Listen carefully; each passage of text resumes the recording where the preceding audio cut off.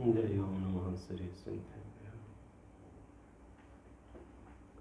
नमो अरिहन्तारं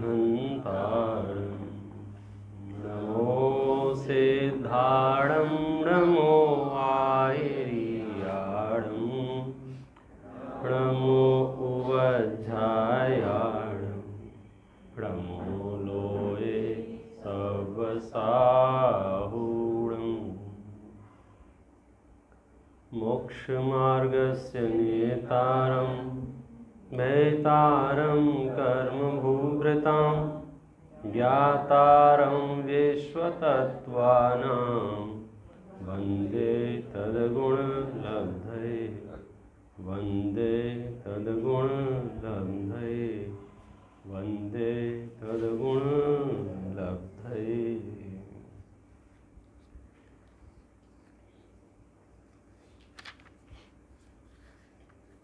जैन सिद्धांत प्रवेशिका ग्रंथ विराजमान है।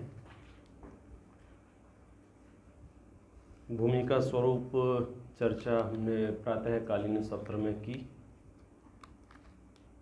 धर्म के स्वरूप की चर्चा की और एक बहुत महत्वपूर्ण पंक्ति हमारे सामने आई, धर्म तो आत्मा का स्वभाव है। धर्म तो मेरा स्वभाव है। तो ये मेरा जो स्वभाव है, इसको समझने के लिए हमें द्रव्य गुण पर्याय समझने की आवश्यकता है। सुबह हमने अरहंत परमेष्ठी भगवान की पूजन की, तो उसमें दो पंक्तियां बार बार रिपीट हो रही थीं। कौन सी दो पंक्ति? कि भगवान को, अरहंत भगवान को द्रव्य से, गुण से, पर्याय से मैं जान लूँ तो मेरा काम हो जाए। पंडित साहब ने याद भी दिलाया था कि प्रवचन सार की 80वीं गाथा का अनुवाद है। द्रव्य गुण पर्याय एक ऐसा विषय है कि वर्तमान में जितने भी शास्त्र उपलब्ध हैं, जितने भी शास्त्र, उन शास्त्रों को यदि पढ़ने जाएंगे और आपको यदि द्रव्य गुण पर्याय का स्वरूप पता है तो वे शास्त्र बड़े सुगम हो जाएंगे, सरल हो जाएंगे, समझ में आने लग जाएंगे। क्यों? क्योंकि इसके अलावा अन्य कुछ है नहीं। या तो द्रव्य का निरूपण होगा, या गुणों का निरूपण होगा, या पर्यायों का निरूपण होगा। और द्रव्य गुण पर्याय का स्वरूप मुझे ख्याल में हो तो मुझे वस्तु का स्वरूप ख्याल में आ सकता है, और वस्तु का स्वरूप अगर ख्याल में आ जाए तो सम्यक दर्शन हुए बिना रहता नहीं है। इसलिए द्रव्य गुण पर्याय की चर्चा मुझे स्वभाव को समझने के लिए करनी है। मेरा स्वभाव तो, धर्म तो मेरा स्वभाव है, धर्म तो आत्मा का स्वभाव है। तो उस स्वभाव तक कैसे पहुंचूं? तो उसका एक रास्ता है, द्रव्य गुण पर्याय के रास्ते से हम स्वभाव तक पहुंचने का प्रयास करेंगे। देखिए, प्रथम प्रश्न है इसमें, द्रव्य कोने कहे छे? उत्तर, गुणोना समूह ने द्रव्य कहे छे। इसका मतलब क्या है? प्रश्न तो बहुत छोटा सा है। द्रव्य किसे कहते हैं? एक और है, लघु जैन सिद्धांत प्रवेशिका। ये जैन सिद्धांत प्रवेशिका है और एक लघु जैन सिद्धांत प्रवेशिका है। मतलब इसका और सार लेकर के महत्वपूर्ण प्रश्नों का संग्रह करके बनाई हुई है। तो वहाँ शुरुआत करते हैं, विश्व किसे कहते हैं? यहाँ द्रव्य से शुरू की है, वहाँ पहला प्रश्न कौन सा है? विश्व किसे कहते हैं। मतलब आप देखो, जैनियों की पढ़ाई कहाँ से शुरू होती है? होलसेल का काम है अपने। क्या जानना है? विश्व को जानना है। क्या बात कर रहे हैं? हमारे अभी वर्तमान में जानने की जो क्षमता है, जानने की जो कैपेसिटी है, वो कैसी है? बहुत अल्प है, बहुत थोड़ी है। हमको कितना पता है, कितनी जानकारियां हमको हैं? तो वास्तव में विचार करेंगे तो हमें तो बहुत अल्प से भी अल्प। मतलब आप जिस शहर में रहते होंगे, मुझे नहीं लगता आपको उस शहर का भी पूरा ज्ञान होगा। मैंने देश तो कहा ही नहीं है कि आप अगर भारत में रहते हैं तो पूरे भारत को आप जानते होंगे, ये तो मैंने बोला ही नहीं है। स्टेट भी नहीं बोला कि राज्य में होंगे तो पूरे राज्य की सभी जानकारियां आपके पास होंगी। मैं तो कहता हूं जिस शहर में आप होंगे उस शहर की भी पूरी जानकारी नहीं होगी आपके पास। शहर तो जाने दो, जिस मोहल्ले में आप रहते होंगे, मोहल्ला छोड़ो, जिस बिल्डिंग में आप होंगे ना उस बिल्डिंग में कौन कौन है, क्या क्या है, कैसे कैसे हैं, बिल्डिंग तो छोड़ो, आप जिस फ्लैट में रहते हैं ना पूरा जानते हैं उस फ्लैट को, कहाँ किस कोने में क्या है। मैं पूछूं तो आप तुरंत बता सकते हैं। अरे फ्लैट तो जाने दो, मेरे खुद के कमरे में, मेरी खुद की अलमारी में कभी कभी तो इतनी बुद्धि कम होती है कि जेब में रखा हुआ निकाल के देखना पड़ता है कि नहीं है। चलते चलते मन होता है टिकट था कि नहीं था, फिर हाथ डालते, हाँ है। मतलब आप समझे, अल्पता इतनी है। और मेरा प्रश्न कैसा है, विश्व किसे कहते हैं, मुझे विश्व बताओ और टोडरमल जी साहब ने ये सिद्धि किया भी है कि जिन्हें श्रुत ज्ञान हो जाता है, सम्यक श्रुत ज्ञान, जिनवाणी के आश्रय से जो अभ्यास करते हैं, वे जिनवाणी पढ़ करके 3 लोक को जान लेते हैं। तो हम 3 लोक को कैसे जान सकते हैं कि 3 लोक को जानने के 2 तरीके हैं। एक तो ये तरीका है कि संपूर्ण 3 लोक के समस्त पदार्थों को, उन पदार्थों के गुणों को, उन गुणों की पर्यायों को, भूतकाल की पर्यायों को, वर्तमान की पर्यायों को, भविष्य की पर्यायों को, सभी को मैं ज्ञान का ज्ञेय बनाऊं। एक तो यह है। दूसरी व्यवस्था यह है कि मोटा मोटी रफ आइडिया दे दो हमें, तो इस विश्व में क्या चल रहा है, कैसे चल रहा है। तो समझ लीजिए, हम जो अभी प्रथम स्तर पर पढ़ेंगे तो मोटा मोटी रफ आइडिया आपको मिल जाएगा। क्यों? मेरे पास श्रुत ज्ञान है और 1 मिनट पहले जो मैंने व्याख्या की है वो केवल ज्ञान का विषय है। 5 ज्ञान है ना, किसको ख्याल में है 5 ज्ञान? मति ज्ञान, श्रुत ज्ञान, अवधि ज्ञान, मनः पर्याय ज्ञान, केवल ज्ञान। हमारे पास कौन सा ज्ञान है? मति श्रुत ज्ञान। भगवान के पास कौन सा ज्ञान है? केवल ज्ञान। तो केवल ज्ञान के विषय तो सब कुछ है। अच्छा, श्रुत ज्ञान का विषय क्या है? श्रुत ज्ञान का विषय कि श्रुत ज्ञान का भी विषय सब कुछ है, लिखा है तत्वार्थ सूत्र में। श्रुत ज्ञान का विषय लिखा है, क्या लिखा है? सर्वद्रव्य। श्रुत ज्ञान का विषय है सर्वद्रव्य अपर्यायेषु हाँ, पर्याय सारी नहीं है, द्रव्य तो सारे हैं ना। इसलिए मैं ये जो जानने जा रहा हूं, ये मैंने अपनी लायकात के बाहर जानने नहीं जा रहा हूं, मेरी क्षमता के अंदर है। तो पहला प्रश्न उन्होंने उत्पन्न किया, विश्व किसे कहते हैं? क्या जवाब आया? 6 द्रव्यों के समूह को विश्व कहते हैं। क्या कहा? क्या कहा? क्या कहा? और मुझे पूरा भरोसा है 6 द्रव्यों के नाम लगभग सभी को याद होंगे। जिसको ना होवे वे सुन लेवे, याद बाद में कर लेना। जीव, उद्गल, धर्म, अधर्म, आकाश, काल, ये 6 द्रव्य हैं। और मैंने जिस सिद्धांत प्रवेशिका की पढ़ाई की थी बचपन में, उसमें तो एक अलग से कमेंट लिखा हुआ था ब्रैकेट में कि जो 5 माने वो झूठा और जो 7 माने वो झूठा पीले कलर की थी वो। हाँ, उसमें साथ में ये दिया था कि कम ज़्यादा का कार्यक्रम ही नहीं है, ये 6 द्रव्य हैं और पूरे विश्व में ठसाठस भरे हैं, ठसाठस। ऐसा कोई स्थान नहीं है इस लोक में जहाँ इन 6 द्रव्यों की उपस्थिति ना हो। सर्वत्र, यहाँ भी वहाँ भी, मध्य लोक में भी, अधोलोक में भी, ऊर्ध्वलोक में भी। क्योंकि पूरा विश्व जो है, विश्व रचना जिसे कहते हैं, विश्व की ढांचा जिसे कहते हैं, विश्व कहलाता ही तब है जब वहाँ 6 द्रव्य हों। और ये 6 द्रव्य सर्वत्र हैं हमारी हर एक गतिविधि में। 6 जाति के, 6 जाति के, जाति अपेक्षा ही 6 हैं संख्या अपेक्षा तो अनंत हैं और एक एक की अभी चर्चा करेंगे। तो ये 6 प्रकार के जो द्रव्य हैं, 6 टाइप के जो द्रव्य हैं, वो 6 तरह के द्रव्य सर्वत्र हैं, सर्वत्र, हर एक गतिविधि में। और आप ये घटित कर सकते हैं, हर एक कार्यक्रम में आप लगा सकते हैं कि 6 द्रव्य हैं या नहीं हैं। समझो आप लिख रहे हैं तो आप लिखने में लगा सकते हैं यहाँ 6 द्रव्य हैं कि नहीं है। कैसे लगाएंगे? आप खुद ही एक द्रव्य हैं, बोलो किस द्रव्य, किस खाते में जाएंगे आप?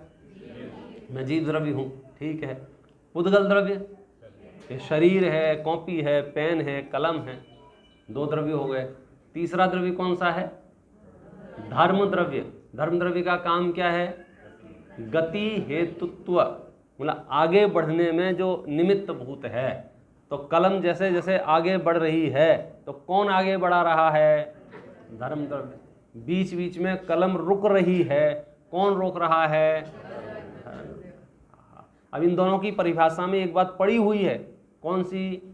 स्वयं चलते हुए, स्वयं ठहरते हुए। वो निमित्त की भाषा में ऐसा बोलने में आता है, किसने चलाया, किसने रोका, लेकिन वहाँ वो रोकना और चलाना दोनों ही निमित्त भूत है। परमार्थ से तो चलते हुए, रुकते हुए। ये मुझे कलम को, मतलब जीव द्रव्य को, कलम आदि पुद्गल द्रव्य को, धर्म द्रव्य को, अधर्म द्रव्य को स्थान किसने दिया? आकाश द्रव्य ने। और ये जो परिणमन हुआ ये कहाँ से आया? काल द्रव्य से। तो 6 द्रव्य तो आपको सर्वत्र नजर आने लग जाएंगे, सर्वत्र, और आने चाहिए। मैं आपको उदाहरण देके, मतलब परीक्षा अगर होगी तो उसमें पूछो कि ये एक उदाहरण समझो लिखने का, हमने समझा दिया, अब आप दूसरे उदाहरण से बताइए 6 द्रव्य हैं क्या नहीं है। भोजन करने के काल में 6 द्रव्य हैं क्या नहीं है? तो भोजन करने वाला जीव द्रव्य, भोजन पुद्गल द्रव्य, थाली से मुख तक आया धर्म द्रव्य, जहाँ जहाँ रुका अधर्म द्रव्य, और भोजन को मतलब पुद्गल को, मुझे माने जीव को, धर्म को, अधर्म को, इन सबको स्थान मिला आकाश द्रव्य, और परिणमन हुआ। ऐसा कौन सा क्षण है हमारी दिनचर्या में जहां 6 द्रव्य नहीं हैं? ठसा ठस शास्त्रों में तो उदाहरण दिया है, जैसे तिल में तेल भरा हुआ है। तिल में तेल, तिल जानते हो? तिल, खांड भी खाई थी ना आज। जरूरी नहीं आपके यहाँ थी कि नहीं थी, हमारे यहाँ तो थी।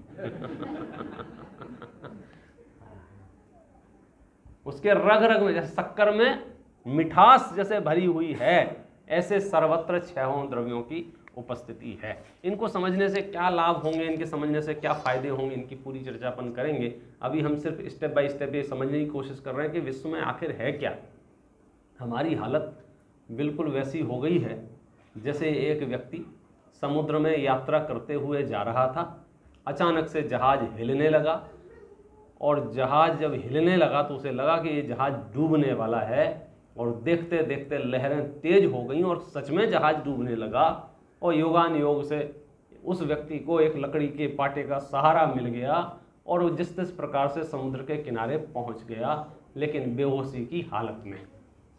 सूर्य का उदय हुआ, उसे थोड़ा सा होश आया, और होश आने के बाद इधर देखता है उधर देखता है, विचार करता है क्या, कौन सी जगह है ये, मैं कहाँ था, कहाँ आ गया हूँ। इतना विचार कर ही रहा होता है कि इतने में एक दौड़ता हुआ हाथी सामने से आता हुआ दिखाई देता उस व्यक्ति को। तो फिर व्यक्ति तत्काल निर्णय करता है कि बाद में सोचूंगा कहाँ हूँ, कैसा हूँ, कहाँ से आया हूँ, कहाँ जाना है, पहले जान बचाऊं। वो भागता है तो हाथी और तेज भागता है।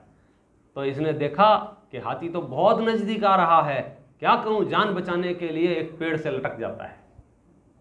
लटकने के बाद नीचे देखता है तो उसमें कुआं है जिसमें 4 सांप हैं।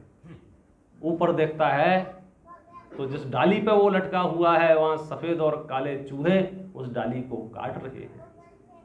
इतने में वो हाथी आता है और पेड़ को उखाड़ देने की इच्छा से उसे हिलाने लगता है। तो उस पेड़ पर मधुमक्खी का छत्ता भी है, वहां से मधुमक्खियां उड़ के उसके शरीर को काटने लगती हैं। आपको आइडिया है कौन है वो व्यक्ति जो पेड़ पर लटका हुआ है? स्टोरी तो सुनी होगी। पुराने जिन मंदिरों में ये चित्र लगभग होता ही था, संसार दर्शन, लगभग सभी मंदिरों में ये चित्र आपको मिलेगा ही मिलेगा। मुझे तो ये जानता उस पेड़ पे जो लटका हुआ है वो कौन है। आप जानते हो भाई सब कौन है वो? आइडिया आप हैं? मैं बचपन से ढूंढ रहा था कौन है तो वहाँ नाम नहीं, लेकिन शकल तो अलग टाइप की थी। ये वाले भाई साहब क्या नाम है आपका? भव्य। देखो पेड़ पर लटका भी तो कौन बोलो भैया, भव्य है कि कोई और है? कौन है उस पेड़ पर? सब दावा कर रहे हैं तो हम हैं हम हैं हम हैं, लेकिन जितना मुस्कुरा के आप दावा कर रहे हो ना, उससे लग नहीं रहा है कि आप हैं। क्योंकि जिन हालातों का वर्णन किया है वो हालातें बहुत विषम हैं, बहुत विषम है। मैं जब प्रश्न पूछूं कि कोरोना काल में जिसका सैचुरेशन बहुत कम रह गया था और जिसका सीटी स्कैन कराया तो बहुत तकलीफ में था और डॉक्टर ने बोल दिया था जाने वाला था, कौन था? तो व्यक्ति जो उस दृश्य को देखने मात्र से, सुनने मात्र से ऐसा लगेगा भाई साहब, तो वो पेड़ पर लटका हुआ व्यक्ति, उसकी मनोदशा, उसकी चिंतन, उसका भय, उसकी आकुलता, क्योंकि इधर हाथी है, उधर सांप है, उधर डाली का टूटने वाली है, तो परिस्थितियां जितनी विषम हैं, उन हालातों में भी योगान योग से कोई उससे कहता है कि आओ हम तुम्हें तुम्हारे घर छोड़ देते हैं, और बोलता है हाँ। जैसे ही उसने बोला हाँ, क्या हुआ? एक मधु बिंदु वहां गिरी, बस सारा नजारा बदल गया। फिर क्या बोला वो? एक बूंद और। ठीक है, एक बूंद और सही। फिर क्या बोला? एक बूंद और। फिर क्या? फिर ठीक है। फिर क्या बोला? ये जो एक बूंद और, ये जो उमंग आ रही है, किन हालातों में? किन हालातों में? आयु पूरी हो सकती है कभी भी। निषेक जो ये उदीर्णा वाली बात हुई, हाथी वाला, कभी भी पेड़ उखड़ सकता है।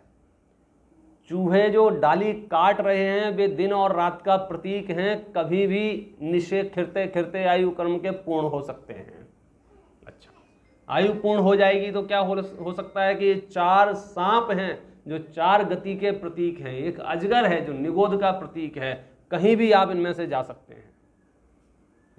और इधर जो देवगण हमें पुकार रहे हैं वो जिनवाणी माता है,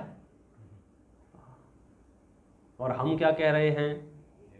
एक बूंद और, एक बूंद और। एक और थे, क्या नाम है उनका भी नाम? सिद्धांत रत्नमाला, जो बुलंदशहर जी वाले पंडित जी थे ना, अपने डंडे वाले पंडित जी बोलते थे जिन्हें, हाँ पुराने लोग जरूर जानते होंगे।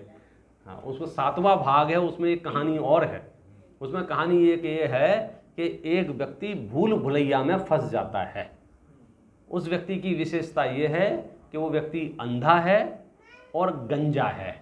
इन दोनों का ही मतलब आप लोग समझते होंगे, मैं ये समझता हूँ, बराबर है? अंधा है और गंजा, दिख नहीं रहा है उसे, और सर पे बाल नहीं है, भटक रहा है इस दरवाजे से उस दरवाजे पर, उस दरवाजे, उसे रास्ता नहीं मिल रहा है। योगान योग से किसी सज्जन व्यक्ति ने देखा कि अरे ये परेशान हो रहा है, इसको हेल्प कर दूं, तो उन्होंने हेल्प करने की सोची और कहा कि भैया आप बिल्कुल परेशान मत हो, यहाँ सिर्फ और सिर्फ 84 दरवाजे हैं, आप क्रम क्रम से हाथ रखते जाओ और 84 नंबर का दरवाज़ा खुला मिलेगा आपको, वहाँ से निकल जाना। वो बहुत प्रसन्न हुआ, बहुत कृतज्ञता ज्ञापित की, धन्यवाद धन्यवाद, आपने रास्ता बता दिया, रास्ता बता दिया। और वो गिनने लगा, 1 2 3 4 5 6 7 8 10 20 30 40 50 60 70 80 81 82 83, और इतने में उसके सर पे खुजली चली। खुजली, खुजली समझते हो? जिसको खुजाने के बाद और खुजाने की इच्छा हो उसका नाम खुजली। तो खुजली चली उसे, तो वो खुजाने लगा और मुंह से तो उच्चारण कर ही रहा था। तो 81 82 83 84, और जब हाथ रखे देखा तो गेट बंद मिला। उसे बहुत आक्रोश आया कि उस आदमी ने बेवकूफ बना दिया मुझे, ये तो बंद है। बोलो 84 नंबर का दरवाजा खुला था कि बंद था? वह मुक्त हुआ कि नहीं हुआ? आप ये समझ लीजिए, ये मनुष्य गति जो है, ये पर्याय जो अवस्था मिली है, ये 84 दरवाजों में से वो दरवाजा है जहां से शीघ्रता से मुक्ति की संभावनाएं हैं। लेकिन करे क्या जीव, विषय कसायों की खाज खुजाने में ऐसा लगा हुआ है कि वो सब भूल बैठा है, सब भूल बैठा है। इस धरती पर जितने भी प्राणी हैं वे इन दो काम के अलावा तीसरा काम कर ही नहीं रहे हैं। कौन से दो काम? विषय या कषाय, विषय या कषाय। विषय अर्थात 5 इंद्रियों के सब्जेक्ट, उन्हें बोलते हैं विषय। 5 इंद्रियों के जो विषय हैं उनका शॉर्ट नेम है विषय। और कषाय अर्थात क्रोध, मान, माया, लोभ। आप देख लो अपने रूटीन में, सुबह उठे सबसे पहले क्या? चाय। हाँ चलो ठीक है, चाय मान लो, अपना क्या बिगड़ रहा है। तो ये चाय क्या है? विषय। अच्छा, जैसी चाहिए थी वैसी नहीं मिली तो क्या होगा? कषाय।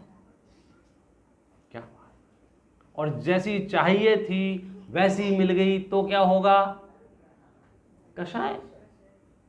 कषाय ही होने वाली है, क्योंकि विषय सेवन का परिणाम कषाय उत्पन्न कराने का स्टेप है वो।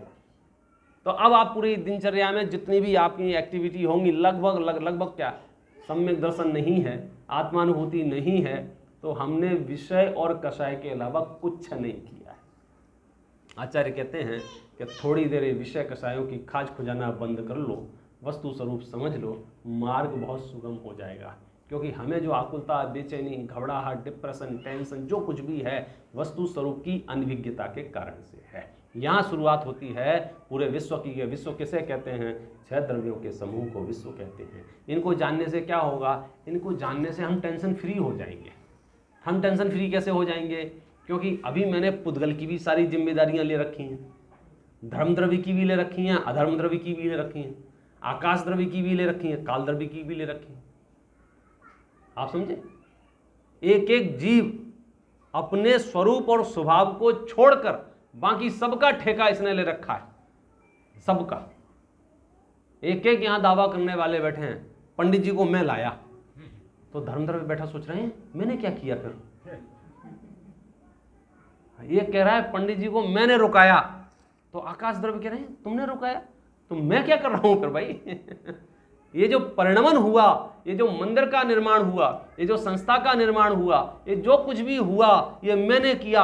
काल द्रव्य पूछता है आपसे, भाई साहब मैं क्या कर रहा हूं यहाँ? अरे सबके अपने अपने कार्य पूरे विश्व में बटे हुए हैं, व्यवस्थित हैं, और हमने क्या किया? अपने कार्य को भूल करके बाकी के कार्यों को अपना कहना शुरू कर दिया। फिर आकुलता होती है, फिर बेचैनी होती है, क्योंकि वे कार्य अपने सिद्ध तो होते नहीं हैं। दौलत राम जी ने तो आधी लाइन में इसका कह दिया, पुद्गल नव धर्म अधर्म काल, इन ते न्यारी है जीव चाल। तो इन 6 द्रव्यों के समूह को विश्व कहते हैं। फिर प्रश्न अपने सामने आया कि द्रव्य किसे कहते हैं? तो द्रव्य किसे कहते हैं, उसका जवाब क्या आया? गुणों के समूह को द्रव्य कहते हैं। द्रव्य किसे कहते हैं? बोलो भैया, सामूहिक नहीं, इंडिविजुअल पूछूंगा वही बता सकता है, बराबर है। द्रव्य किसे कहते हैं? हाँ बहुत बढ़िया, गुणों के समूह को द्रव्य कहते हैं। फिर प्रश्न उत्पन्न हो जाएगा, कौन सा? गुण किसे कहते हैं? एक कनेक्टेड है इस शुरू के 5-7 प्रश्न। विश्व किसे कहते हैं? 6 द्रव्यों के समूह को। क्योंकि हमारे लिए द्रव्य पहले बार शब्द सुना था, तो हमने प्रश्न पूछा द्रव्य किसे कहते हैं, तो बोले गुणों के समूह को। समूह का मतलब तो आप समझ गए होंगे ना, बहुत सारे द्रव्य हों उसका कह दिया नाम विश्व। और द्रव्य किसे कहा? कि बहुत सारे गुण जिसमें पाए जाएं उसका नाम है द्रव्य। फिर प्रश्न हुआ गुण किसे कहते हैं? गुण किसे कहते हैं? ये समझने जैसा प्रश्न है, और इसके समझने से बहुत लाभ होगा। देखो मैं पढ़ता हूं, गुण कोने कहे 6, बराबर है। गुण किसे कहते हैं? द्रव्यना पूरा भागમાં અને તેની સર્વ હાલતોમાં यानी अवस्थाમાં જે રહે તેને गुण कहे 6। मतलब समझाओगे इसका क्या है? गुण की बात चल रही है कि गुण किसे कहते हैं, मतलब ये गुण के गुणों की बात चल रही है। गुण के गुण माने गुण में क्या गुण होना चाहिए तब वो गुण कहलाएगा। अगर गुण में ये गुण नहीं हुआ तो फिर वो गुण नहीं कहलाएगा। गुण का अर्थ होता है लक्षण। गुण बोलते ना, इनमें बहुत अवगुण हैं, इनमें बहुत अवगुण हैं, इनमें बहुत अच्छे गुण हैं, तो क्वालिटी को अपने यहाँ पर गुण कहा, क्वालिटी को। तो एक तो ये निकला कि द्रव्य किसे कहते हैं कि बहुत सारी क्वालिटी हो, उसका नाम द्रव्य है। हम द्रव्य उसे कहेंगे जिसमें बहुत क्वालिटी होना चाहिए, बहुत सारे गुण होना चाहिए। फिर ये प्रश्न सामने आया कि हम पहचानेंगे कैसे कि ये गुण है या नहीं है, कैसे पहचानेंगे? तो जवाब आया कि भाई साहब, गुण वो चीज है जो द्रव्य के सभी भागों में, लिखा है ना, द्रव्य ना पूरा भाग मा, मतलब द्रव्य के पूरे भाग में, यानी द्रव्य के पूरे हिस्से में, द्रव्य के चप्पे चप्पे पर, द्रव्य के क्या नख से लेकर शिख तक, एक एक जगह एक पॉइंट। दूसरा पॉइंट इसमें क्या है? तेनी सर्व हालते मा, हालतो मा, सर्व हालतो मा माने सर्व अवस्था मा, सर्व अवस्था मा माने सर्व पर्यायों में। अभी सर्व पर्यायों तो दो शब्द मिल गए। गुण किसे कहते हैं? जो द्रव्य के संपूर्ण भागों और उसकी संपूर्ण अवस्थाओं में पाया जाए, उसका नाम गुण है। संपूर्ण भागों माने सर्वत्र, सब जगह, हर जगह वो मिलना चाहिए अगर गुण होगा तो। जैसे ज्ञान गुण है, ज्ञान गुण है, मानो एक आत्मा में ज्ञान गुण है, तो ज्ञान गुण कहाँ है आत्मा में? ऊपर के हिस्से में, बीच के हिस्से में, नीचे, आगे, पीछे, दाएं बाएं। तो जवाब क्या आएगा? संपूर्ण भाग में। संपूर्ण भाग मतलब आत्मा यदि असंख्यात प्रदेशी है तो एक एक प्रदेश में ज्ञान गुण विद्यमान है। एक एक प्रदेश में, एक भी प्रदेश ऐसा नहीं होगा जो ज्ञान से शून्य हो, मतलब जहां ज्ञान की पहुंच ना हो, क्योंकि ज्ञान गुण है। चलो साहब, आत्मा के संख्यात प्रदेशों में तो होगा, सर्व अवस्थाओं में होगा। हाँ हाँ, बालक है, युवा है, वृद्ध है, स्त्री है, पुरुष है, इवन एक इंद्रिय है, दो इंद्रिय है, पांच इंद्रिय है, देव है, नारकी है, निर्धन है, धनवान है, कोई फर्क नहीं पड़ रहा है, किसी भी हालत में हो उसके अंदर ज्ञान पाया जाएगा। इसका नाम है गुण। गुण का मतलब ये हो गया कि जो संपूर्ण भागों में और उसकी संपूर्ण अवस्थाओं में पाया जाए, उसका नाम गुण है। इतना श्रद्धान आपको उपज गया ना कि मेरे पास गुण हैं, और वो गुणों का लेवल क्या है, गुणों की क्वालिटी क्या है, कि वो गुण संपूर्ण भागों में है और संपूर्ण अवस्थाओं में है। शक्कर होती है, शक्कर, शक्कर में एक गुण होता है, विशेष गुण। कौन सा? मिठास का। किस हिस्से में मिठास होती है? किस हिस्से में मिठास होती है? आगे वाले हिस्से में ज़्यादा मिठास होती है, पीछे वाले में कम होती है, बीच में ज़्यादा होती है, सेंटर में। तो आप क्या कहोगे? सब हिस्सों में होती है। अच्छा, सब हिस्सों में होती है, ये बात तो मान लेता हूँ। जब शक्कर स्क्वायर पीस में रहेगी, चौकोर, तब मिठास रहेगी, या मैं उसे कूट दूं पत्थर से, 4 टुकड़े कर दूं, तो उसकी अवस्था बदल गई ना, एक पीस की जगह 6 पीस रूप अवस्था हो गई, अभी वो मीठी रहेगी कि नहीं रहेगी? उसकी अवस्था बदल गई, अभी भी मीठी रहेगी। अच्छा, मैं उसे पीस दूं तो फिर मीठी रहेगी कि नहीं रहेगी? क्या बात कर रहा है? मैं उसे पानी में डाल दूं तो अब तो अवस्था बदल गई ना, तो अभी भी वो मीठी रहेगी कि नहीं रहेगी? क्यों रहेगी? क्यों रहेगी? हाँ जी, हाँ, क्योंकि मिठास जो है वो उसका गुण है, और गुण की डेफिनेशन यही है क्या, कि जो संपूर्ण भागों में और उसकी संपूर्ण अवस्थाओं में पाया जाए, उसका नाम गुण है। तो कोई भी अवस्था हो, कोई भी माने कोई भी का अर्थ मतलब अवस्थाएं एक नहीं है ना। समझो, जीव द्रव्य है तो जीव द्रव्य की कितनी अवस्थाएं हो सकती हैं? कितनी अवस्थाएं हो सकती हैं? जीव द्रव्य की अवस्थाएं कितनी हो सकती हैं? 10-20 अवस्थाएं तो हम ही बता सकते हैं। कौन सी? एक पुरुष रूप अवस्था है जीव की, असमान जाति पर्याय रूप अवस्था है, स्त्री रूप अवस्था है जीव की, और जीव की अवस्थाएं कौन सी हैं? बालक रूप अवस्था है, युवा रूप अवस्था है, वृद्ध रूप अवस्था है, और कौन सी अवस्थाएं हैं जीव की?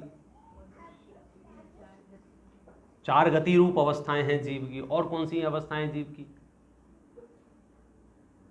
जीव की अवस्थाएं पूरे विश्व के सभी जीव दिखने चाहिए एक साथ। अवस्थाएं की बात चल रही है ना। हाँ, वाह भाई बात, आप तो मतलब 3 लोग के अग्रभाग में पहुंच गए। कोई दिक्कत नहीं है, अब जहाँ भी जीव होगा अरन सिद्ध भी ले लो, आ जाओ आ जाओ आ जाओ। क्या गजब है।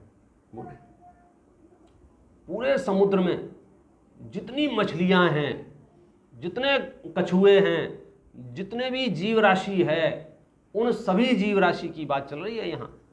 सिर्फ समुद्र के नहीं, जंगलों में जितने भी पशु पक्षी हैं, रेगिस्तान में जितने भी छिपकलियां और सांप हैं, नरक गति में जितने भी नारकी हैं, मनुष्य गति में जितने मनुष्य हैं, देव गति में जितने देव हैं, सारे के सारे जीव जहाँ जहाँ जिन जिन अवस्थाओं में भी जीव की हो सकती हैं, उन सर्व अवस्थाओं में जीव के जो गुण हैं वो जीव के साथ रहते हैं या साथ छोड़ देते हैं। तो आचार्य कहते हैं यदि साथ छोड़ देवें समझ लेना यह गुण नहीं था, क्योंकि गुण कहते ही उसे हैं जो जीव की मतलब द्रव्य के संपूर्ण भागों में और संपूर्ण अवस्थाओं में पाया जाए, उसका नाम गुण है। कितने प्रश्न हुए? 2-3। पहला प्रश्न कौन सा था? विश्व किसे कहते हैं? क्या जवाब आया? 6 द्रव्यों के समूह को विश्व कहते हैं। फिर प्रश्न आया द्रव्य किसे कहते हैं? क्या जवाब आया? गुणों के समूह को द्रव्य कहते हैं। फिर क्या प्रश्न उत्पन्न हुआ? गुण किसे कहते हैं? गुण बताओ किसका नाम है? क्या जवाब आया? कोई एक जना बोलो, क्योंकि मेरा भी मति श्रुत ज्ञान है ना, सब एक साथ बोलते हो पता नहीं चलता है किसने सही बोला किसने गलत बोला। गुण किसे कहते हैं? बोलो भैया, कौन बोलेगा? सिंहासन पे विराजमान लोग बोलेंगे। हाँ बोलो। बहुत बढ़िया। ये परिभाषा जैसे शब्दों में आपने फटाफट सुना दी ना, अगर इस श्रद्धा के स्तर पर चली जाए तो आपकी दुनिया पलट जाएगी। दुनिया पलट जाएगी माने खत्म, सारा टेंशन खत्म। क्यों? क्योंकि मेरे जो गुण हैं, मेरी जो क्वालिटी हैं, आगे नाम आएंगे उन गुणों के, सामान्य गुणों की भी चर्चा आएगी, विशेष गुणों की भी चर्चा आएगी। अभी तो बेसिक पॉइंट ये चल रहा है कि मेरी जो स्वरूप संपदा है, मेरे जो गुण धर्म हैं, वो किसी भी हालात में मेरे गुण नष्ट नहीं हो सकते हैं, क्योंकि गुण कहते ही उसे हैं जो द्रव्य की किसी भी अवस्था में उसका साथ ना छोड़ें। मेरा ज्ञान, मेरा दर्शन, मेरा चारित्र, मेरा सुख, अन्य अनंत अनंत गुण आत्मा में हैं। वे अनंत अनंत गुण हर एक अवस्था में पाए जाते हैं कि नहीं पाए जाते हैं?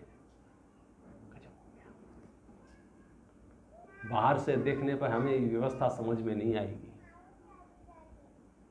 अंदर की बात चल रही है ना, और हमारी मानसिक स्थिति इतनी कमजोर है कि हम तो बाहर में घटबड़ हो तो थक के बैठ जाते हैं। सब खत्म हो गया, सब खत्म हो गया, उस बैंक में इतने लाख रुपया जमा थे, बैंक उड़ गई, सब खत्म हो गया, सब खत्म हो गया। यहाँ आचार्य क्या समझा रहे हैं कि तेरे अनंत गुण जो हैं, तेरे अनंत गुण पर्याय छूट जाएगी, पर्याय छूट जाएगी, लेकिन वे अनंत गुण नहीं छूटेंगे। एरर कहाँ आ रहा है? एरर कहाँ आ रहा है कि परद्रव्यों को जो हमने समेट के बैठ रखे हैं ना, अपने गुण नहीं हैं, उनको अपना गुण मान रखा हो, वो छूटते हैं तो आकुलता होती है।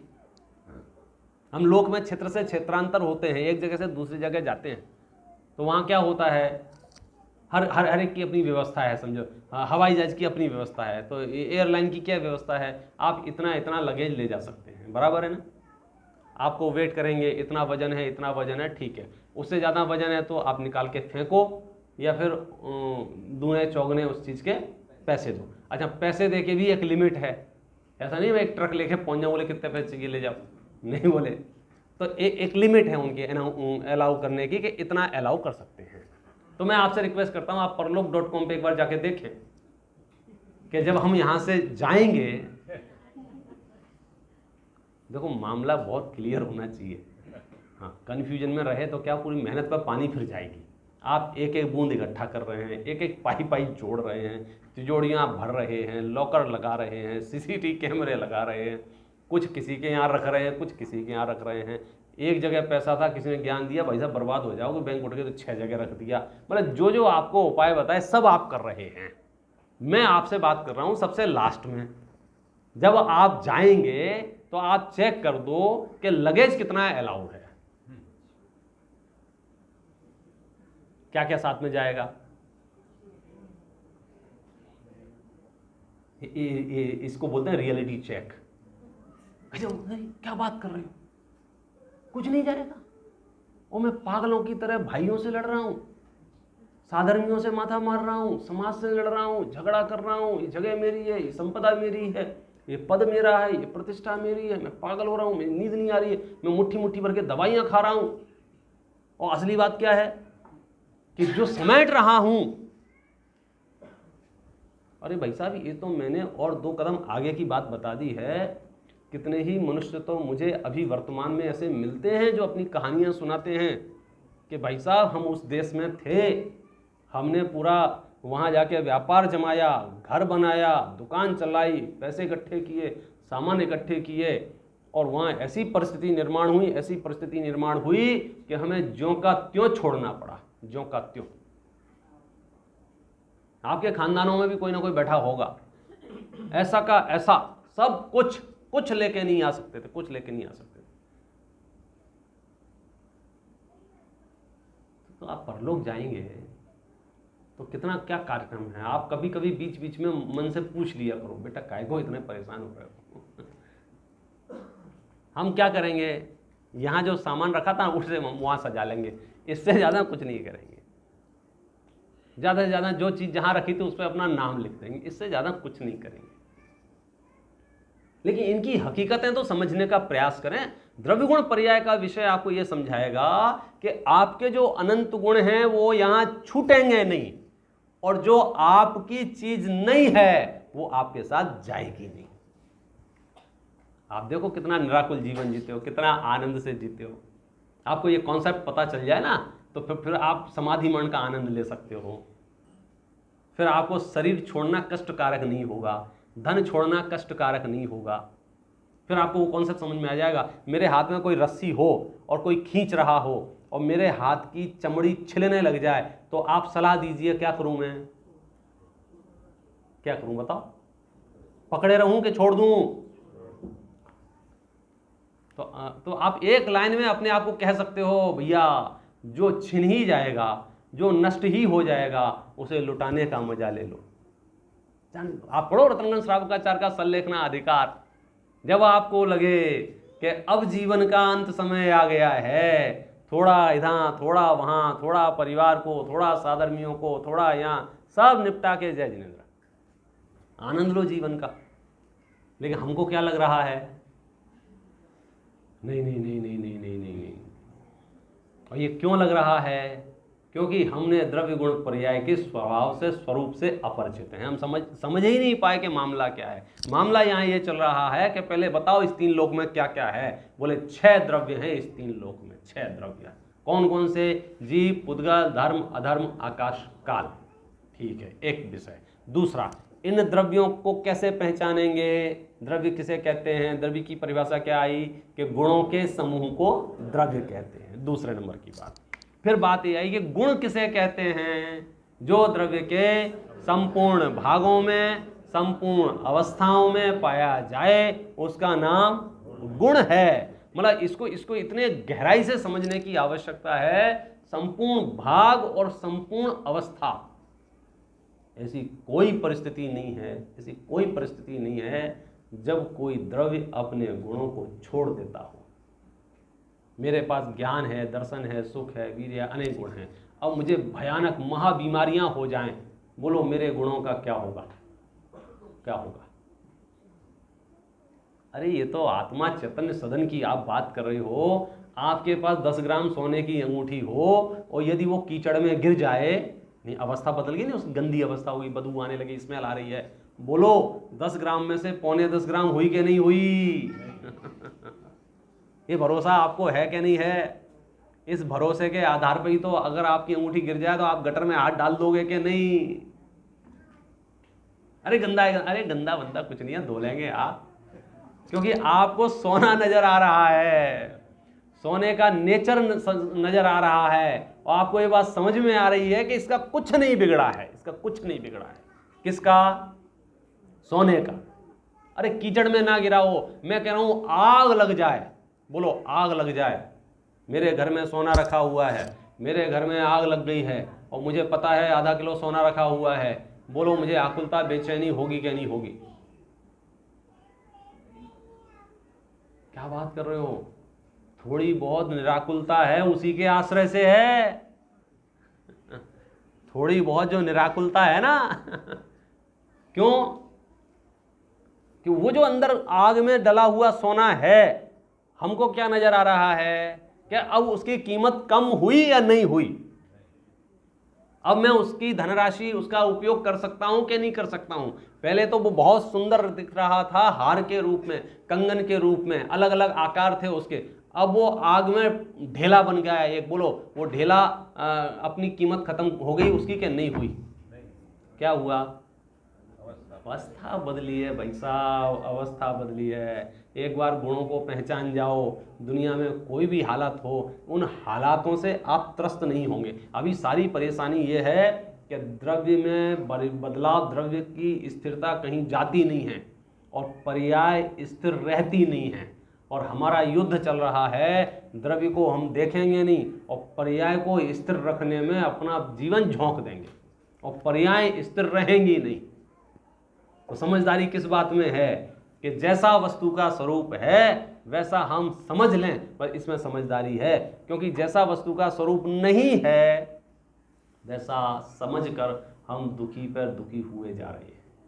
और ये मन एक ऐसी चीज है, अज्ञानता एक ऐसी चीज है,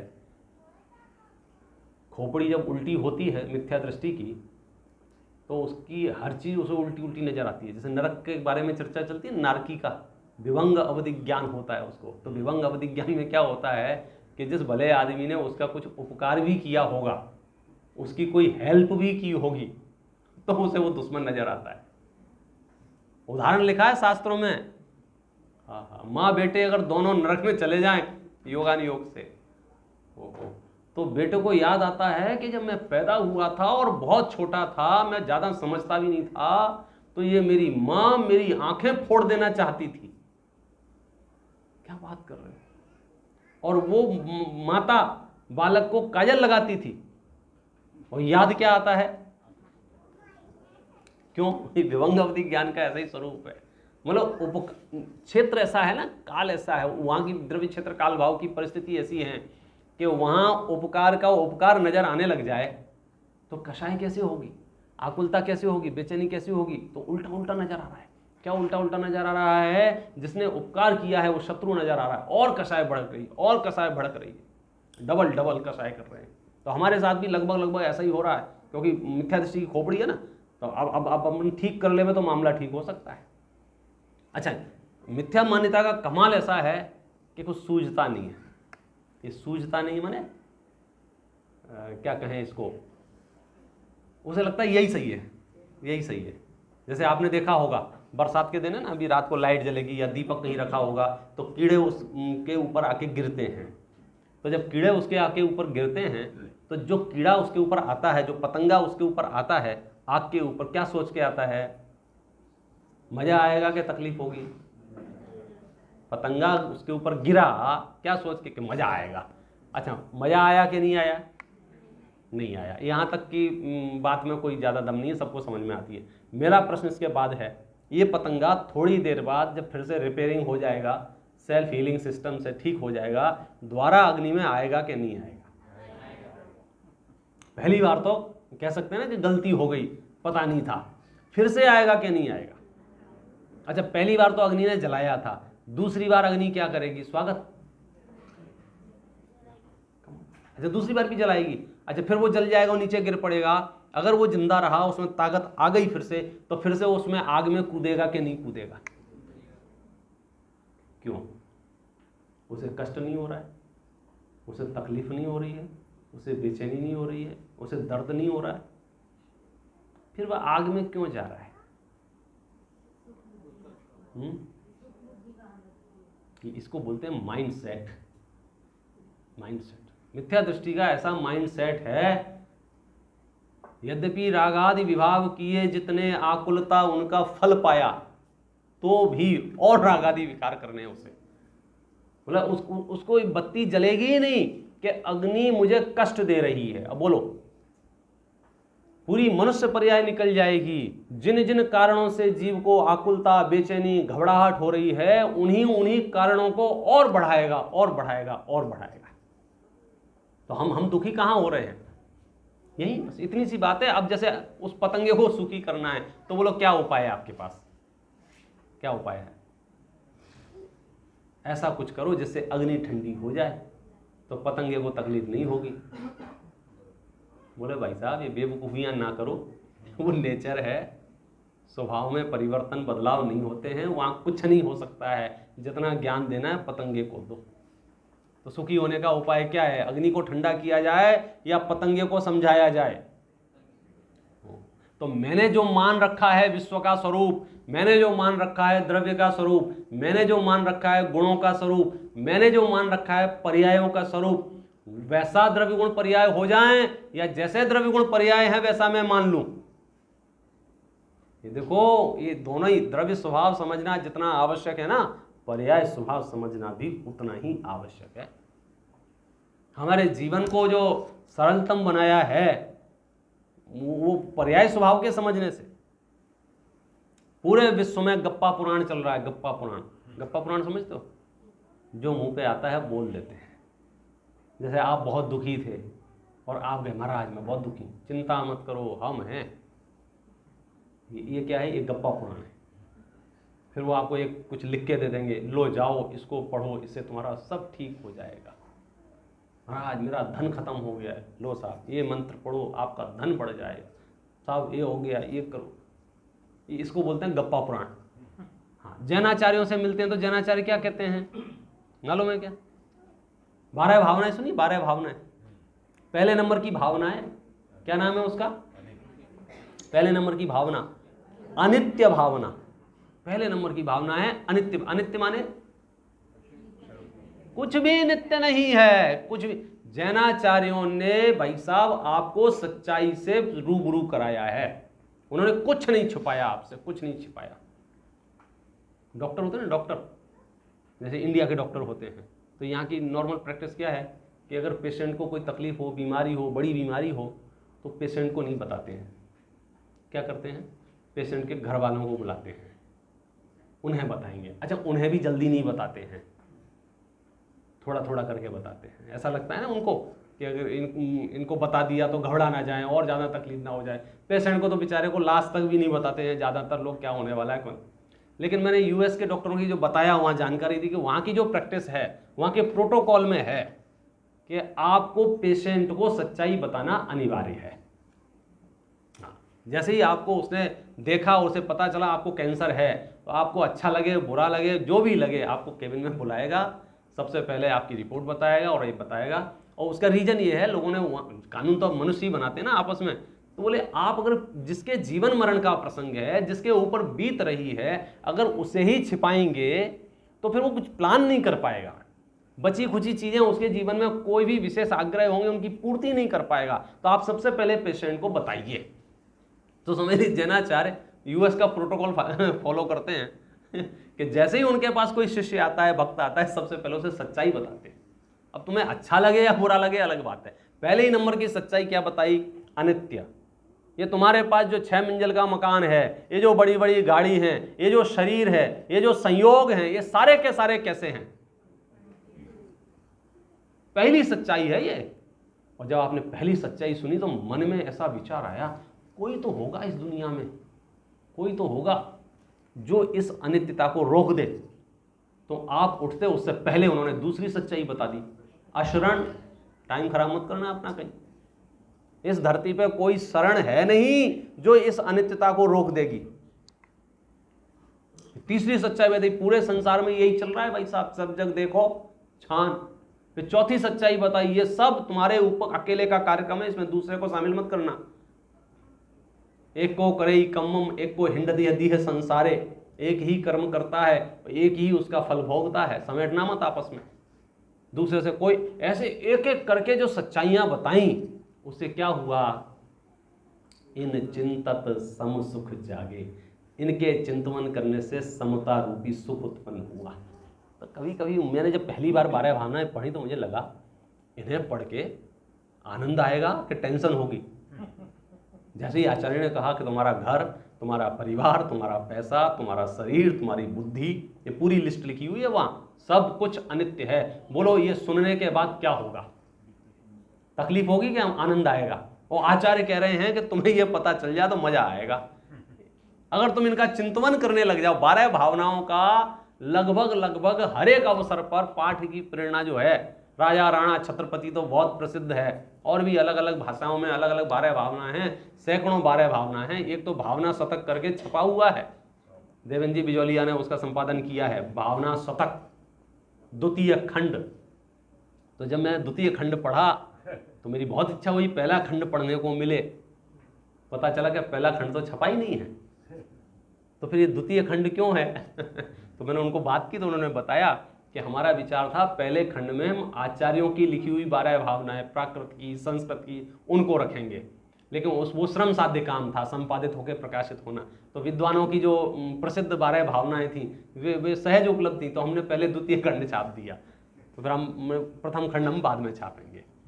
कहने का मतलब ये सैकड़ों आचार्यों ने ये 12 भावनाएं लिखी हैं। कोई कुंद आचार्य ने 12 श्रणुव्यख्या लिखा है, कार्तिकेय अनुप्रेक्षा अभी आप पढ़ ही रहे हैं, जम जस्य जम्मी देशे जैन विहाण जम्मी कालंबी, मूलाचार्य मैंने सुबह चर्चा की थी, 12 अनुप्रेक्षा की। कोई आचार्य नहीं है लगभग जिसने 12 भावना की चर्चा ना की हो। उमा स्वामी आचार्य हो, तत्वा सूत्रों, कोई भी, सब जगह है। इनमें है क्या? सच्चाई है। पेशेंट को सबसे पहले सच्चाई बताओ, सबसे पहले परलोक.com पे चेक करो तुम्हारे साथ क्या क्या जाएगा, अब जिंदगी बहुत रिलैक्स रहेगी। 500 रुपये गिर गए, हाँ यार यही जल ले जाना तो था ही नहीं समझ में आया? वो चैन पहन रखी थी 3 तोले की, गिर गई कहीं, अच्छा ले जाना तो था ही नहीं है। आप समझिए ये आपको किस रिलैक्स पे रखेगा आप अंदाजा नहीं लगा सकते हैं। मैं कब से सोच रहा हूँ ये घर हो जाए, एक घर हो जाए, एक घर हो जाए, ले जाना तो है ही नहीं, हो जाए तो ठीक, नहीं हो जाए तो ठीक। मैं कब से सोच रहा हूँ 10 करोड़ और हो जाए, तो ले जाने तो है ही नहीं। समस्या उनकी है जिनको ले जाना हो। जैसे हम वहाँ बता दें बाहर घूमते हैं तो मॉलों में ये सामान अच्छा लग रहा है, ये सामान अच्छा लग रहा है, वो सामान अच्छा लग रहा है, विकल्प क्यों नहीं होते हैं? ये तो ले ही नहीं जा सकते हैं, अलाउड ही नहीं है, ये तो ले ही नहीं जा। तो जो ले नहीं जा सकते हैं वो फ्री में भी मिल रहा हो तो बोलो हम वहाँ ढूंढ के देखते हैं कि नहीं देखते? ऑफर चल रहा था वहाँ, 5 लाख की टीवी 50,000 में मिल रही थी, और इतनी बड़ी टीवी थी। अब बोलो क्या करें? एक विकल्प नहीं हुआ, क्यों? इसको तो ले ही नहीं जा सकते हैं। आप समझे? इतने से मामले से तो आचार्य पहले ही दिन आपको परिचय करा दिया ना कि आप जहां रह रहे हो, जिस घर में, जिस परिवार में, जिस कुटुंब में, जिन संसाधनों में, जितने पैसे में, जिन गाड़ियों में, जिन बंगलों में, जिन ओहदों पर, जिन पदों पर, जिन कोई किसी पद पर आप कौन कौन जो भी हैं XYZ सब कुछ, इनको क्या करना? आप आज सबसे पहले घर जाके माने जब भी आप जाएं सबसे पहले कुछ टैग प्रिंट करा लो प्रिंटर से, इनविजिबल, और आपके हर एक सामान पे लगा दो अनित्य अनित्य अनित्य अनित्य अनित्य अनित्य अनित्य, फिर मजे लो जिंदगी के। अभी तो हालत ऐसी है कि बेचारा वो प्लास्टिक की गाड़ी भी खरीद के लाता है ना, हाँ, और कोई उस पर स्क्रैच कर जाए, अभी कल ही उठाई है वो लोग, कल ही ऐसे करता है ऐसे। शरीर पे जब स्क्रैच आएंगे तब तो जाने क्या करेगा ये, क्योंकि पर्यायों से जो आकर्षण है ना, द्रव्य गुण पर्याय का स्वरूप नहीं समझा। ऐसा आकर्षण है कि घर में मेहमान आते थे तो घर के सदस्य जहां चद्दर फटा है वहां तकिया रख देते थे, क्यों? उसे ऐसा लगता था कि अगर चद्दर फटा हुआ रहेगा तो अपनी बेइज्जती हो जाएगी, जबकि फटे चद्दर से हमारा क्या लेना देना है, बोलो? अरे यार घर की दीवारें ऐसी हो रही हैं, पेंट नहीं कराया बहुत दिन से, लोग आते हैं अच्छा नहीं लगता है। मैं पूछता हूँ लोग दीवारों से मिलने आते हैं कि तुमसे मिलने आते हैं?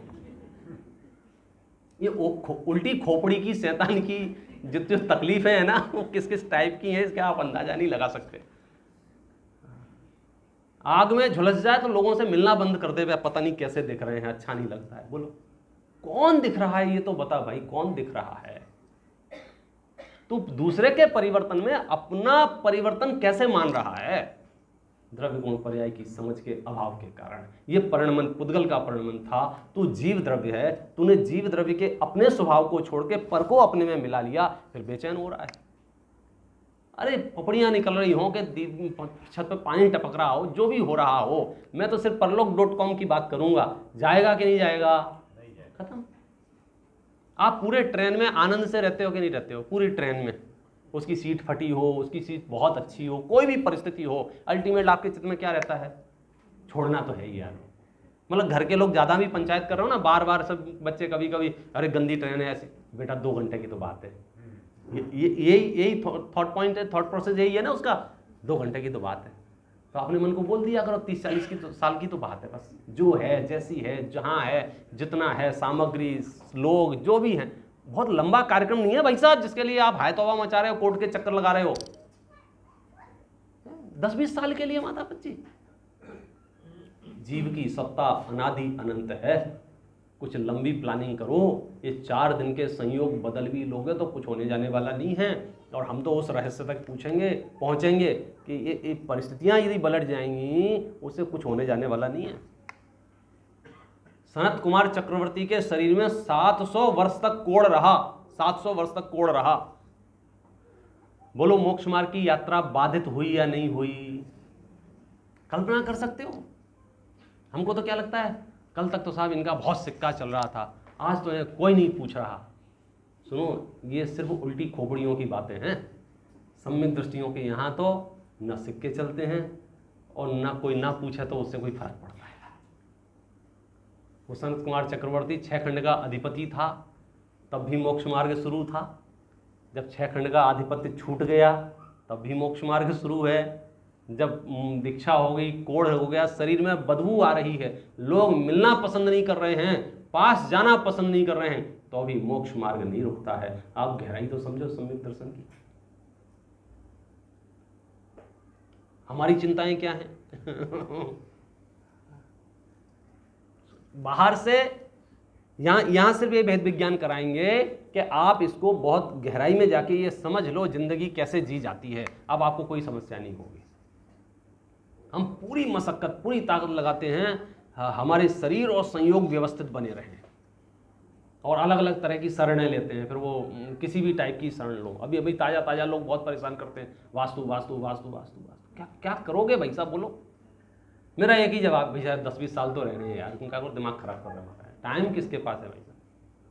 फटाफट से सम्यक दर्शन करो और निकल लो यहाँ से, क्योंकि बड़ा गड़बड़ मामला चल रहा है। हम तो उनको याद करते हैं ना भाई, 14 वर्ष तक रामचंद्र जी को घर से निकाल दिया। और जानते हो रामचंद्र जी कौन है? हाई प्रोफाइल केस है ये। 14 साल तक घर से निकाल दिया। बोलो कितनी बदनामी हुई होगी उस समय उनकी, कितना अपमान हुआ होगा, किस टाइप का तिरस्कार था ये। ठीक है, तुम्हें नहीं पसंद है, ये कमरा कोने में दे देते, पड़े रहते। नहीं, गांव में नहीं रह सकते, नगर में नहीं रह सकते, वनवास। अच्छा, उन्होंने 14 साल क्या किया? मजे। अब देखो, वही परिस्थितियां किसी के लिए डिप्रेशन का कारण हो सकती हैं। मुझे राजा बनाया जाना था, मैं राजा बनने वाला था, अनाउंसमेंट हो गया था, बिल बन गया था और मेरा ही हिस्सा था, और गलत किया है मेरे साथ, अब मैं राजा नहीं रहा। आप समझ, ये आकुलता का कारण भी हो सकता था। रामचंद्र जी बोल रहे हैं भाई साहब, इससे बढ़िया और क्या हो सकता है? लोग 4 दिन के लिए पिकनिक पे जाते हैं, मौज करते हैं, हम 14 साल के लिए जा रहे हैं, बनाएंगे, खाएंगे, मौज करेंगे। और आप पढ़ो पुराण तो पता चले, आहार दे रहे हैं जंगलों में मुनराजों को, बोलो सामायिक कर रहे हैं। आप उसके आनंद की अब वो अपने आप को किस रिलैक्स मोड पे हैं। अभी वहां होता, राजा बना बैठा होता तो क्या होता? लोगों की प्रपंच सुन रहा होता, महाराज मेरे साथ ऐसा हो गया, महाराज मेरे साथ। अभी टेंशन फ्री, जो जाने वो जाने। आप सोच नहीं सकते हो ये बात किसकी चल रही है। ये बात चल रही है उन रामचंद्र जी की, जो 8 कर्मों का नाश करके इसी भाव से मोक्ष जाएंगे। उनको घर में रहने नहीं मिल रहा है। किनको? जो 8 कर्मों का नाश करके मोक्ष जाएंगे। तद्भव मोक्षगामी जीव का भी इतना पुण्य नहीं होता है कि घर में लोग, घर वाले ढंग से रहने देवे, बोलो। और तुम चाहते हो कि मेरे पत्नी, मेरे बच्चे, मेरे पति ये सब बढ़िया रहे, कुछ दम नहीं। जो है जैसा है उसमें सम्यक दर्शन करके मोक्ष चलो। क्योंकि ये बहुत लंबा नहीं है ना, लंबा नहीं है, 50-60 साल का मामला है। कहां दिमाग लगा रहे हो? 5 पांडव भाई साहब, 5 पांडव तद्भव मोक्षगामी जीव, उसी भाव से मोक्ष जाने वाले हैं। घर वाले उन्हें घर में नहीं रहने दे रहे हैं। तो मुझे कभी कभी लगता है महापुरुषों से ज़्यादा पुण्य तो अपना है। कम से कम हमारे घर वाले हमें घर से नहीं भगा रहे। आप समझे, मुंह छिपा के नहीं रहना पड़ रहा है। मुंह छिपा के, आप सोचो मुंह छिपा के रहना पड़ जाए और लोगों में क्या इंप्रेशन जाएगा। 10-50 लोग मेरी समझो बदनामी कर देवे, अखबारों में छाप देवे, रिजेक्ट कर दे, पूरा समाज रिजेक्ट कर दे, बेवकूफ़ है, फलाना है, ढिकाना है, मुंह छिपा के रहना पड़ जाए। आचार्य कहते हैं सुनो, पाप के उदय में कुछ भी करना पड़ जाए, तुम्हारे मोक्ष मार्ग की यात्रा नहीं रुकना चाहिए।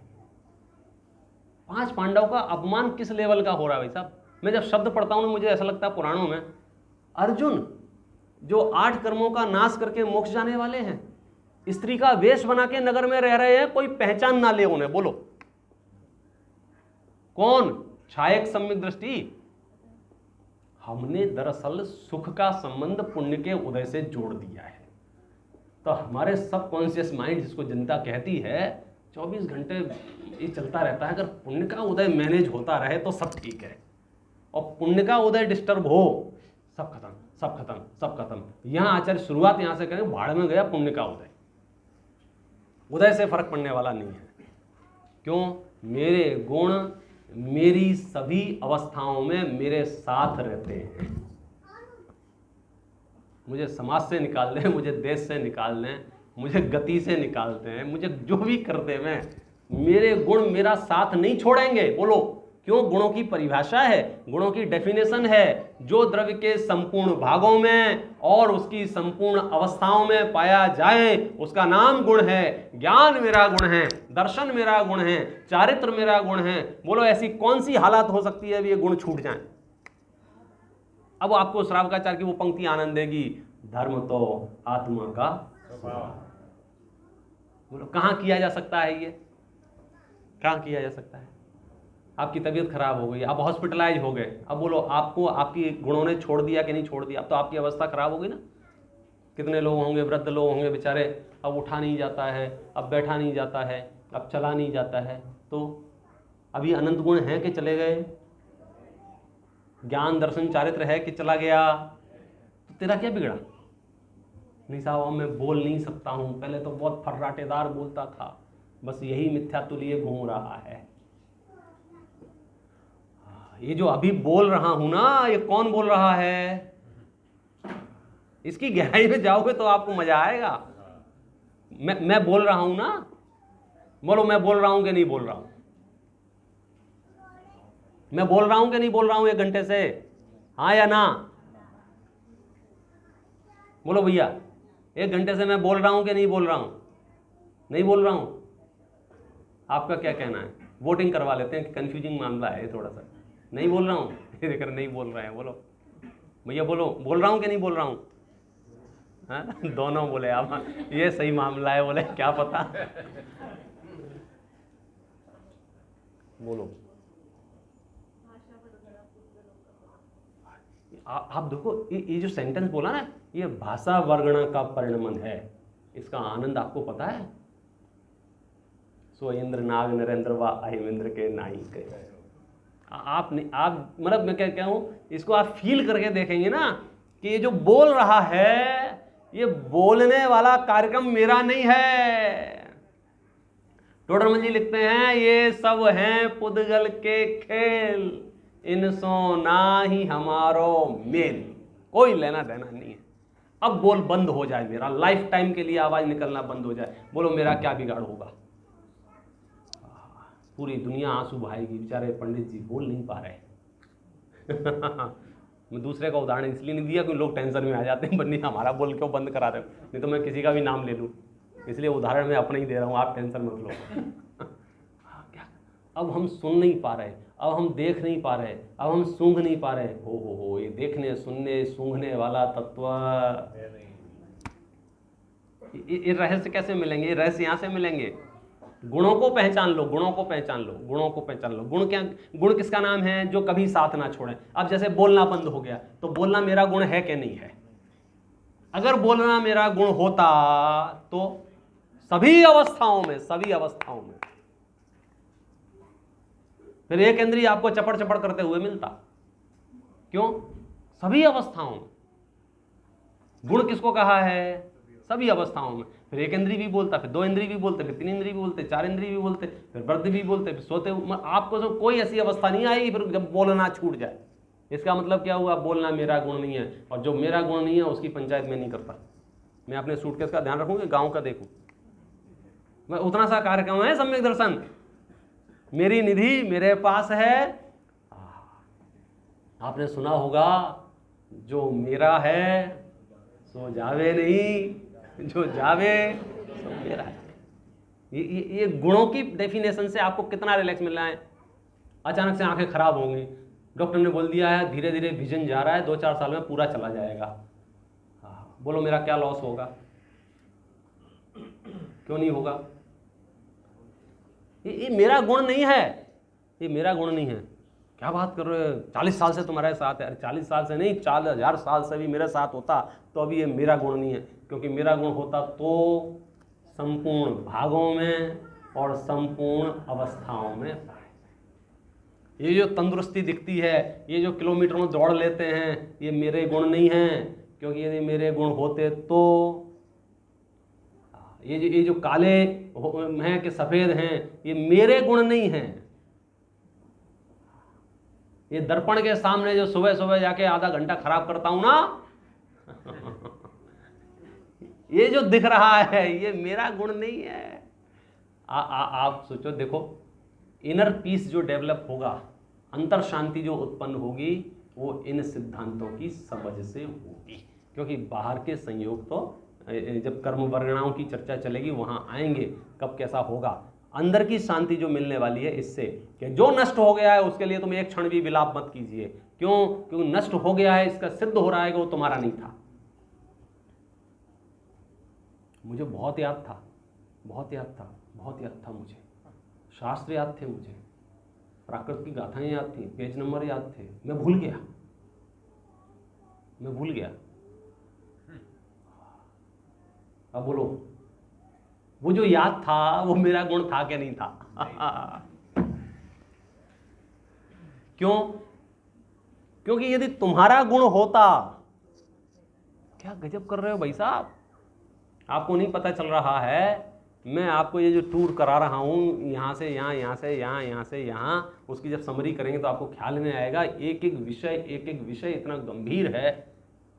हमने अपने आप को, अपनी सत्ता को, अपने चैतन्य सत्ता को किसी न किसी पर पदार्थ या पर पदार्थ के किसी न किसी भाव या पर पदार्थों के भाव से उत्पन्न हुए आत्मा के अंदर कोई भाव, वहां मैंने अपनी आत्मसत्ता की स्थापना कर दी है। और आचार्य हर जगह ये प्रेरणा दे रहे हैं, ना तुम पर हो, ना तुम पर के भाव हो, ना तुम पर और पर के भाव के निमित्त से उत्पन्न हुए विकारी भाव हो। वो मेरा गुण नहीं, वो मेरा गुण किसे कहते हैं? जो द्रव्य के संपूर्ण भागों और उसकी संपूर्ण अवस्थाओं में पाए जाए उसे गुण कहते हैं। चलिए अगला प्रश्न। गुणना केटला भेद छह। बैच है एक सामान्य, बीजो विशेष। चलो इतनी तो चलती है ना, हाँ मात्रा वात्रा की तो, हाँ बीजो विशेष। दो भेद हैं, एक सामान्य और एक विशेष। इतना पिटारा खुलने वाला है, ये समझ लीजिए ये रत्नों की पोटली अब खुल गई है। और आप ये 3 दिन में जितने रत्न अपने पास ले जाओगे उतने ज्यादा काम आने वाले हैं। ये पुराण पढ़ते समय रावण और विभीषण समोसरण में गए थे शांतिनाथ भगवान के, और समोसरण में रावण से प्रश्न पूछा विभीषण ने, भाई आप यहाँ रत्न पर्वत पर आए हैं, कोई रत्न लेके नहीं जाएंगे क्या? तो मैं क्या लूँ, मैं क्या लूँ। तो बहुत देर चर्चा वार्ता के बाद अनेक श्लोकों में वो चर्चा है। अंत में रावण ने फिर वो प्रतिज्ञा की, कौन सी? कि मैं किसी पर भी जबरदस्ती नहीं करूँगा। आप समझे, वो जो उसने प्रतिज्ञा की थी वो वहाँ छोटा सा लिया हुआ नियम था। समझ लीजिए उतने से नियम ने उसको इतना सुरक्षित रखा, इतना सुरक्षित रखा कि अभी कुछ भी हो रहा हो उसके साथ, कुछ दिनों बाद पूरी दुनिया उसे चावल चढ़ाएगी, अर्घ चढ़ाएगी, तीर्थंकर बनेगा। आप समझ गए? एक एक जगह आपको कॉन्सेप्ट क्लियर करने पड़ेंगे अपने दिमाग में। अनेकानेक लोगों ने तो मान रखा है कि प्रतिज्ञाएं लेंगे तो बंधन में पड़ जाएंगे, फंस जाएंगे, जबकि आप जितनी ज़्यादा प्रतिज्ञाएं लोगे आप उतने ज़्यादा सुरक्षित हो जाएंगे, सेफ जोन में रहेंगे आप बताओ ना, बाहर गोलीबारी चल रही हो और कोई पुलिस वाले उठा के आपको गाड़ी के अंदर रख दें, बुलेट प्रूफ गाड़ी में, तो आप फंस गए हैं कि बच गए हैं? बस इतना सा मामला है। विषय कषायों की आंधी चल रही है, आपके पास जितने ज़्यादा नियम होंगे उतने आप सुरक्षित रहेंगे। हमको क्या लग रहा है, और नियम ले लेंगे तो फिर ज़िंदगी कैसे चलेगी? अभी रात्रि भोजन का छोड़ देंगे तो अभी तो बहुत लंबी ज़िंदगी पड़ी है, पता नहीं साथी कैसा मिलेगा और वो क्या होगा, फिर आगे क्या होगा, वहाँ जाएंगे तो क्या होगा। आप रात्रि भोजन का नियम ले लो, मैं गारंटी दे रहा हूँ आपका पूरा जीवन सुरक्षित हो जाएगा। आधी पापियों की संगति तो आपकी यूँ छूट जाएगी। कोई भी मूर्ख हमको नहीं ले जाता, छोड़ो यार पंडित जी को छोड़ो यार, कोई भी मूर्ख हमसे, आप समझिए, बाकी समय बैठेगा बात करेगा, जैसे ही पाप करने होंगे धीरे से निकल जाएगा, बोले चलो चलो अपन आपको, आप सुरक्षित हो। पब्लिकली उसे पता होना चाहिए कि इसका ये नियम है, आप सेफ जोन में आ जाएंगे। मतलब मैं तो कहता हूँ ये प्रतिज्ञाओं को बंकर है, बंकर समझते हो? अब दुनिया में कुछ भी होता रहे, आपके पास यदि प्रतिज्ञा है तो आप सुरक्षित हो। लेकिन प्रतिज्ञाएं तो तब आएंगी जब हमको ये समझ आए कि जीवन कीमती है, उसकी सुरक्षा करनी है, और वो तब समझ में आएगा जब द्रव्य गुण पर्याय का रहस्य ख्याल में आए। अभी कुछ प्रश्न हुए हैं अपने, कितने प्रश्न हुए? विश्व किसे कहते हैं? उत्तर बोलो।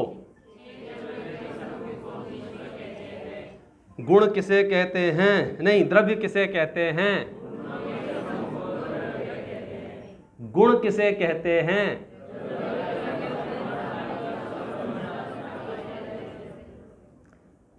गुण के कितने भेद हैं? कौन कौन से?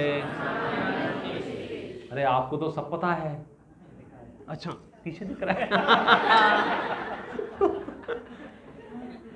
ये अच्छी जुगाड़ है आपकी। हाँ, कोई बात नहीं है, इतना आप कर रहे हैं ना, ये भी सम्यक ज्ञान का पहला भेद है। वहाँ नाम है इसका शब्दाचार। जैसे 8 अंगों के सम्यक दर्शन के 8 अंग है ना, निःशंकित, निःकांक्षित आदि, ऐसे सम्यक ज्ञान के जो 8 अंग हैं उनमें से पहला अंग यही है। कौन सा? कि जिनवाणी के शब्दों को बोलना, जिनवाणी के शब्दों को पढ़ना। कैसे भी पढ़ो, कैसे भी पढ़ो। हमारी तो पूरी कोशिश है कि अभी पढ़ें, लोग पढ़ें, क्योंकि आप पढ़ोगे तो बढ़ोगे, नहीं पढ़ोगे तो नहीं बढ़ोगे, और खुद पढ़ोगे तो बहुत जल्दी बढ़ जाओगे। तो आपने क्या पढ़ा अभी कि गुण के 2 भेद हैं, एक सामान्य और एक विशेष। चलिए सर, सामान्य गुण कोने कहे छे? जे सर्वद्रव्यों व्यापे तेने सामान्य गुण कहे छे। कितनी छोटी छोटी परिभाषाएं हैं। क्या कह दिया? सामान्य गुण किसे कहते हैं? जो सब द्रव्यों में व्यापे। सब द्रव्यों में व्यापे माने द्रव्य कितने थे? 6। मतलब जो जीव में भी व्यापे, पुद्गल में भी व्यापे, धर्म द्रव्य में भी व्यापे, अधर्म द्रव्य में भी व्यापे, आकाश द्रव्य में भी व्यापे, और काल द्रव्य में भी व्यापे, व्यापे व्यापे व्यापे व्यापे, जो भी है सब जगह पाया जाए उसका नाम सामान्य गुण। विशेष गुण कोने कहे छे? जे सर्वद्रव्यों में न व्यापे तेने विशेष गुण कहे छे। जो विशेष गुण होगा वो किसी न किसी द्रव्य में तो होगा, तब तो वो विशेष गुण है, लेकिन उसकी विशेषता क्या है? बाकी में नहीं होगा। तो 2 तरह के गुण हो गए, एक वे गुण जो सब द्रव्यों में पाए जाते हैं, और एक वे गुण जो कुछ कुछ द्रव्यों में पाए जाते हैं, सब द्रव्यों में नहीं पाए जाते हैं। फिर इनके भेद बताए हैं, सामान्य गुण कितने हैं, फिर विशेष गुण कितने हैं। हम नाम मात्र पढ़ लेते हैं, अगली चर्चा अपन अगले सेशन में करेंगे। बस इतना सा रट के आ जाना आप, जितना समय मिले उतने समय में, और मेरे से बच के चलना। जहाँ भी रास्ते में कोई टकराया, पढ़ाया हुआ पूछ सकता हूँ। मैं पहले इसलिए बता देता हूँ, बाद में यहाँ पढ़े में हमारी इंसल्ट हो गई, तो वो किसी की इंसल्ट ना हो, ये आपके हाथ में है, ठीक है? या फिर दूर से निकल जाना, मेरा टाइम बचेगा।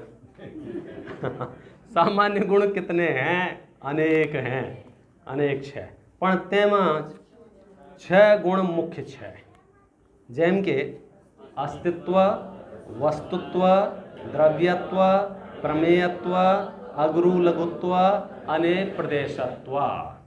ये जैन दर्शन के खास कहना चाहिए, ये 6 सामान्य गुण जो हैं, ये आप बस श्रद्धान सम्यक दर्शन जब होगा तो होगा, थोड़े बहुत भी समझ में आ गए ना, तो घर जाओगे तो घर वाले पूछेंगे बेटा सब ठीक तो है ना,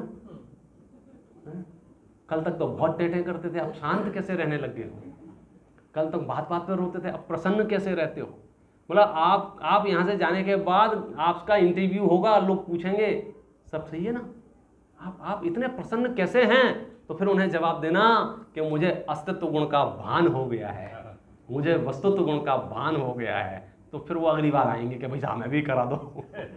ये तो देखो भाई साहब, होर्डिंग बोर्ड से जो पब्लिसिटी होती है ना वो नकली, और माउथ पब्लिसिटी होती है ना वो असली। तो आज जब अपना खुद का एक्सपीरियंस से शेयर करेंगे कि भाई साहब ऐसी ज्ञान गंगा में नहा के आया हूँ, सारा कचरा साफ हो गया, अब दुनिया में कुछ भी होता रहे, यहाँ चैतन्य सदन में कोई विकार उत्पन्न नहीं होगा, और अपन इसका अभ्यास करेंगे और इस पर चर्चाएं करेंगे। ओम नमः शिवाय।